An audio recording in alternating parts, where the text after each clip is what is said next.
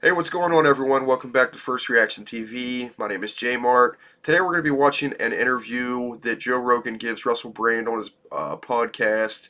They go over CNN, loss in confidence in the media as a total. They cover COVID-19 a little bit. They also go back and forth about an interview that Joe Rogan must have done with CNN about COVID-19 a year or so prior. And so we're going to go over that, and then I'm thinking of splicing in the video of the CNN interview, and we're going to see if time's been kind to either Joe Rogan or CNN. So please watch to the end, stick around and find out. I appreciate you watching. That, but the blatant lies that Yeah. CNN was telling about it. When you had CNN and MSNBC and all these different cable news network shows calling it horse dewormer, when it was a drug that won the Nobel Prize for the inventor of it, is a drug that has had billions, literally billions of prescriptions filled. It's a drug that saved lives, a drug that's on the World Health Organization's list of essential medicines. And for them to have the gall and to have the sheer audacity to just out and out lie to people about what a medication is. And it's used on humans far more than it's used on horses. And that they were calling that horse dewormer to try to mock me because they knew that I was unvaccinated and I kicked COVID very quickly. And they Yeah. did not want that narrative out there. And they were beholden to their handlers. They were beholden to the people that give them exorbitant amounts of money in advertising revenue. And they fucking followed in line and they all piled on and they lost a fuckload of credibility from it. Yeah. I mean, if Yeah. you look at the way people who saw that, how many people saw that and would go, oh my God, they're just lying. Yeah. They're just lying. Like, there's no excuse for that. You can't imagine a scenario where they really thought I was taking horse medication. You can't imagine a scenario where they thought that I couldn't get real people medication. You can't imagine it. I'm not poor. I'm not without resources. I'm not confused. I'm not without the recommendations of actual physicians. Like, none of that makes any sense. The idea that they could go on television and say, oh, this conspiracy theorist is taking horse dewormer. And that was the narrative, not, hey, how'd that guy get better so quick? Yeah. How is it 3 days after he got COVID? We shut the whole country down for this thing, and he looks fine. And then they changed my filter and turned me yellow on television. Like they took the original video of me and ran it through a filter to make me look horrible. It's really, they did some wild shit. But Yeah. that wild shit that they did cost them their credibility. I just don't think they understood the landscape when they were doing that. I don't think they do at all. I think they took an extreme editorial perspective without realizing that's what they were doing. And I think that the entire mainstream culture has actually found itself on a kind of a peninsula that where there is insignificant variety, in my view, between the two parties, which is why they're so willing to remain engaged in cultural war discourse and the conventional hot button topics in this country in particular around the pro-life, pro-choice and guns arguments. They're willing to remain in that territory because financially and economically they are ultimately aligned, that the most powerful interests in America are happy with either outcome. I think that what's happened in the media space is they've unwittingly found themselves in a place where there's a kind of that incompetence was afforded, that they're not used to being challenged, that the assumption was that you would be sunk by that narrative, that it was an insignificant new space. And obviously it was a massive miscalculation because they weren't watching what was happening. They weren't listening to the conversations with McCulloch and Malone and Weinstein, and that it is apolitical, and that also that in order to make themselves seem distinct from one another, they have amplified their small differences to the point where they don't recognize actually that that isn't America anymore. That people like that, even when I was a kid, if someone was just like right wing. So before he gets into too much more there, what he's basically saying and all that is, I mean, to put it simply, he's saying that all these political spaces got to a point where no one held them accountable. This is before people started, having social media platforms, or before places had, or people had other areas where, they could get their news from. and no one held these people accountable, where they could tell you whatever they want and you'd have to eat it up. You couldn't go on your phone or find an alternative news space or a fact checker. And you know what? There's still generations of people out there that really can't. Like my parents or my grandparents or people that are still that age where they don't get on their smartphone and look up the next hot topic, or they can't fact check MSNBC, or my grandparents aren't attached to Twitter, or so like their only news space is what's on cable. And like that's a reality, and it's the way it was for a really long time. And he's basically just saying no one held him accountable. They did it for way too long. And then on top of that, both parties basically amplified to their extremes to a point to where now they're both so extreme on either side that there's no place in the middle for anybody. And that's pretty much what all that was about and what he was getting to. Let's listen to this next part here. But people like that, even when I was a kid, if someone was just like right wing, that's just like, oh, that's a right wing person. Like you've been your family around your table. I read something about Tucker Carlson the other day, like, because of the release of those January the 6th documents to Fox and to Tucker in particular. And it said, far right journalist Tucker Carlson. If Tucker Carlson's not far right, he's like a normal right wing guy. Far right means marching and red, white, and I've black seen flags. me written as far right. Far right. They've described me as far right. Tattoos on the face, extreme boots. Like Boots. Far right's not just like, oh, I believe in Christianity and stuff like that. That's so the rhetoric has become hysterical, and the horse medicine was the same. They had Yeah, and I mean, look, I did some of like my first videos about this and that kind of rhetoric where, like, look, man, the political atmosphere right now, the left is calling their own right wingers. You know what I mean? Like I did a video about that where they call people like Bill Maher right wing, or they called people like Joe Rogan right wing, and the facts it has gotten to a point where that if you just don't agree with everything they try to jam down your throat, or if you don't agree with some crazy off the wall narrative tomorrow, like men can have babies, they're gonna label you right wing. Like that's just the way it's gonna be. And that's like, so to them, Tucker Carlson is a far right wing extremist.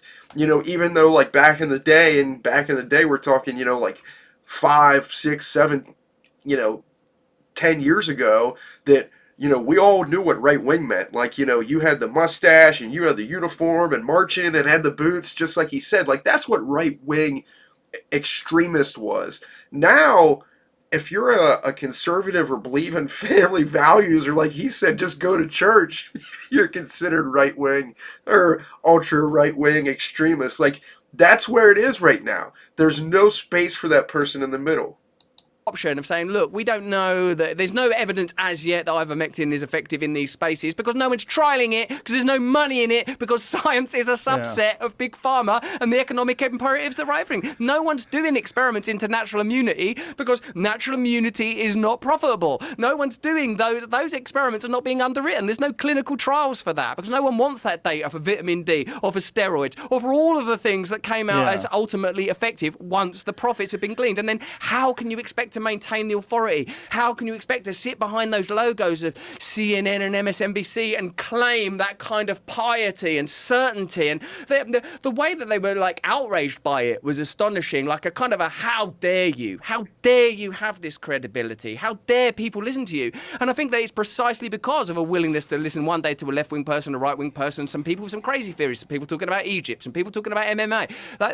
That's how people are now. People don't want that kind of centralized authority. It's over because of the way that technology has afforded people access to a variety of news sources, and a counter-narrative for any story can emerge almost at the same speed as the narrative. So now the price of authority is legitimacy. Authority has to be legit with you. Like if you watch Biden in Poland, he said like this speech is along the lines of Putin thought that Ukraine would roll over. Putin didn't know how brave Ukrainian people are. He is a tyrant. And of course, Ukrainian people are brave. Of course, it's disgusting that there's suffering under this military invasion. But there's, like, I could handle it, I think, if the president went, listen, we were involved in that coup in 2014. The kind of, even the sort of people that are, the diplomats that are involved in this are the same diplomats that are involved in stuff like Iraq and Afghanistan. BlackRock are going to profit subsequently from the rebuild of Ukraine. Russia have got their agenda. We've got our agenda. We believe our agenda is more in line with what most American citizens will benefit. But they can't actually say that because it isn't true, because that what they want is a unipolar hegemonic world, in the same way that CNN don't even consider that what they're saying is dangerous and harmful. And now we're at a point where it's sort of that their approach to it may have been counterproductive in the most basic medical ways, and they weren't able to have that conversation because of financial imperatives and because they're basically owned. Well, they're a propaganda network. Yeah. I mean, that's really all they are. They're just a propaganda network. And I used to think they were the news, and I think at one point in time they were the news.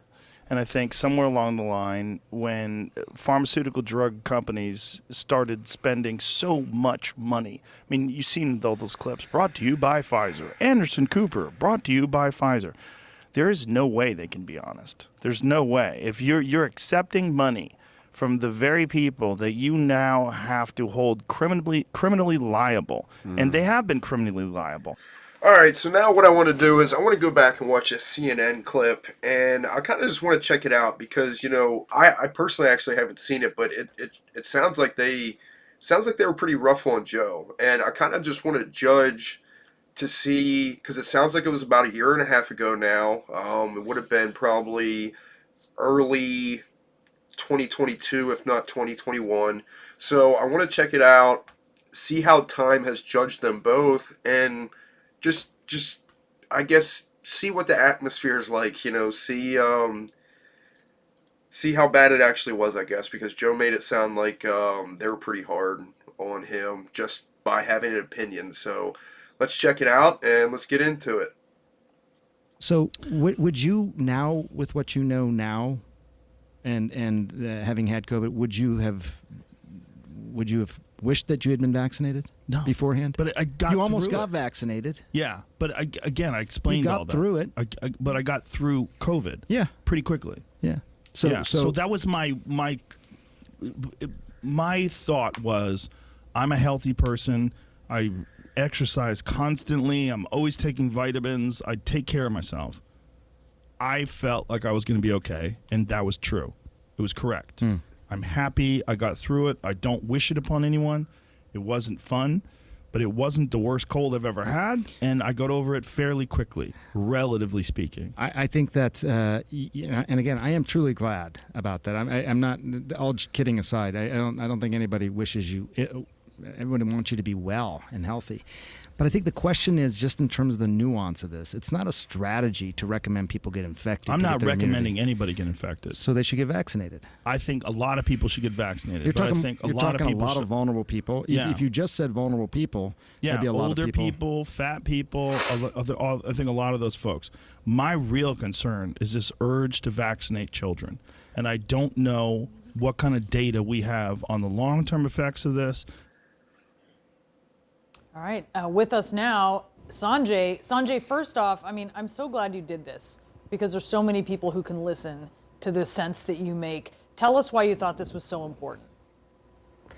Yeah, I think that's part of it. I mean, I think the media landscape's pretty segmented, as we know, and I think there's a lot of people who listen on CNN who are accepting and hearing these messages and understanding the science. But I wanted to go to a place where there was clearly, he has a big audience, and as you mentioned, he's been a skeptic of the vaccines. I listened to his podcast. I thought there could be some common ground there, and decided, to lean into the nuance for 3 hours, which, by the way, is a long time to talk to anybody. I don't know that I've talked to anybody, no breaks, no distractions, no phones for 3 hours before, but I think that's how you get at some of, these real conversations. Look, we talked to you for 3 hours, but they're always trying to wrap us. Always after the second question, Sanjay. I do want to play another exchange you had with him. You heard him talk about vaccines and kids there. This is another exchange you had on that. And, myocarditis can be a really frightening thing. They can develop chest pain, shortness of breath, things like It's that. inflammation of the heart. That's correct? what it is. And you got to think of it like this. The reason can happen in young people, it can happen in anybody, but people who have really robust immune response. You're basically giving the vaccine and you're counting on the immune system to Right. really respond to that. If it responds a lot in someone with a really healthy immune system, it can cause more widespread inflammation. People feel miserable for a day or two, and in this case, it can cause inflammation around the heart. Do we know what the long-term consequences of myocarditis in young people that comes from the vaccine are? I don't think we don't know. And I think the only way we can know long-term things, to be perfectly honest, of any of these aspects of the vaccine, the only way we can know long-term stuff is with the passage of time, for certain. That's terrifying for Well, parents. It The is. idea that your son could get vaccinated and most likely he would have been fine if he got COVID, and that your son could catch myocarditis and have permanent heart problems. Well, I don't know that we can say the person will be fine if they get COVID, Joe. A young boy? Well, if they, Most young boys with no when you say comorbidities. fine, you mean Listen to how serious he got there. Where you could almost tell that he's saying, "Oh man, this is a spot where I can get him, and my people back at the CNN headquarters will love me for it." We don't know that if we say he'll be fine, Joe. Dude, you're talking to Joe Rogan's point here is a young, healthy child, and we all know the statistics on that. They're through the roof positive. We all know that. And that's all Joe's point is here. So for him to take this, grim approach to it, he's showboating, or I don't even know the right word for it, but it's I think it's in bad faith. He doesn't seem like a serious. It doesn't seem like a serious. Oh no, Joe. what? That they're not going to die? I mean, like me, I had COVID. You I'm look fine. you look like you're strong as an ox. Yes, I give you that. But you get teenagers who will have these long COVID naps. You get. What does that mean? They're tired all the time. They get these sort of long hauler type symptoms. Less so in kids, but when you talk about 33% of people having persistent symptoms that last months, I just feel like we define, I think we're allowed to have a nuanced conversation about this. We Yeah. measure things in terms of life and death. Yes. And I get that. I mean, it's easy. It's public health. That's the way the numbers get presented. And frankly, that's our fault as well in the media to just say, this is how many people have died. We don't know a lot about what this virus does to the body. We Right. probably shouldn't just think of it as another type of pneumonia or cold, because it's clearly doing something else. A cold wouldn't just cause isolated loss of smell. Flu wouldn't even do that. And then so many people developing long-term symptoms. It's a lot there. It's like trying to herd cats, Sanjay, in a discussion like that. He shoots off in all these different tangents, and he says there's a lot we don't know about this, that, and the other thing. Myocarditis, though, when you're talking about risks of myocarditis, which is inflammation around the heart, we know the risks of COVID causing that, don't we? Yeah, I mean, that's the thing, and therein lies the nuance again. It is a fair question to bring up the idea of the side effect of the vaccines potentially being myocarditis. But you also have to compare this to the risk of myocarditis from the disease itself. And let me show you, because I think this was the data that Joe was talking about, although, it's tough sometimes to keep up, but overall benefits and actually have a lower risk of myocarditis versus the disease itself. You mentioned, and he seems to go back time and again to this idea that maybe getting COVID is better than getting the vaccine. I heard that repeatedly. Here's some of what he said. Testing is obviously testing you to see if you have the virus. Yes. The therapeutic is to treat you because you have the virus. Yes. I still think it'd be better not to get the virus. I think it'd be better to get the virus and recover and have amazing immunity to it. Wouldn't it be? Well, you could get sick, though. You know what I think you should do? I think you should get sick. vaccinated and then get sick. What? This is why. Why? Because then the vaccine protects you from a bad infection, and then you get COVID, so then you get the robust immunity that's imparted from having the actual disease itself, which is far more complex and comprehensive than you're getting from the vaccine that targets one specific protein, right? You could make that argument, I think. Yeah, so that's the move. All right. Get vaccinated, let it wane, and hang around with a bunch of dirty people. Okay, well, And then get a lot of therapeutics on hand so you can take care of it quickly. I will see your recommendation and do it? and give you a Should have come out with us last night. You probably would have caught it. I almost did. Yeah. Now I know what your secret plan was. No. So for you, Joe Rogan. Yes. I would say you've had it. Yes. So now get one shot of the vaccine. No. Why not? Because I have better immunity than I would if I was vaccinated. But does he, Sanjay? Oh my God. Also, he's not a doctor. He sure is talking like one, as if he is one, though. By the way, it was 3 hours of that, just to give you an idea. I mean, it was a lot of mental gymnastics. But does he, Sanjay? Also, he's not a doctor. He sure is talking like one, as if he is one. Oh my God. By the way, it was 3 hours of that, just to give you an idea. I mean, it was a lot of mental gymnastics. And again, there's a nuance.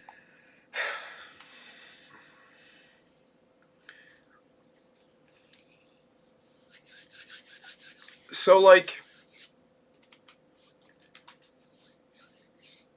CNN even started this entire 3-panel conversation out, belittling him, being condescending to him, and basically just, talking down to him to the point where he's just not allowed to have an opinion. The first thing I Googled was an NBC News article, and I typed in Google what was, the COVID natural immunity for versus the vaccine. And the first thing that comes up now is immunity acquired from COVID infection is as protective as vaccination against severe illness and death. And I went down to the very bottom, and it says, does infection acquired by immunity outperform vaccines? The immunity generated from an infection was found to be at least as high, if not higher, than the provided 2 doses of an mRNA vaccine. Like, dude, that's... Like, once again, man, like, CNN can go on there and they can say that, hey, like, we think this is best for you. We're not 100% sure, but we think, this might be the best route for go. But they didn't. They sold this. They sold the vaccine daily. Every single day. They sold it. And not only that, they told you that if you didn't get it, if you didn't give it to your kids, and that if you didn't get the boosters, if you didn't get the second vaccination, if you didn't get the third vaccination, if you didn't get the second boosters, then you're bad people and you're evil people and you're spreading it. You don't know what you're talking about and you're morons and you guys don't know anything. And are you doctors? I think in the past couple years, between the Russia, well, if you want to go 5 years, like if you put the news on a 5-year track here, and you look at the Russia collusion thing with Donald Trump. Donald Trump was a Russian agent, and then you go to the Hunter laptop, story, and then you go to COVID-19 and all this stuff that they threw it down our throats every day. And they told you over and over again how stupid you were, how wrong you were, and if you even asked the question, then you're a far right-wing extremist. But I tell you what, man, I applaud the hell out of Joe and Russell and every single one of these guys that, took these people on, or took these organizations on, really. But hey, guys, thanks for watching. I appreciate it. Please subscribe, like, and share. If there's something you want me to check out, just leave a link in the description, and I'll see you next time. Thanks again.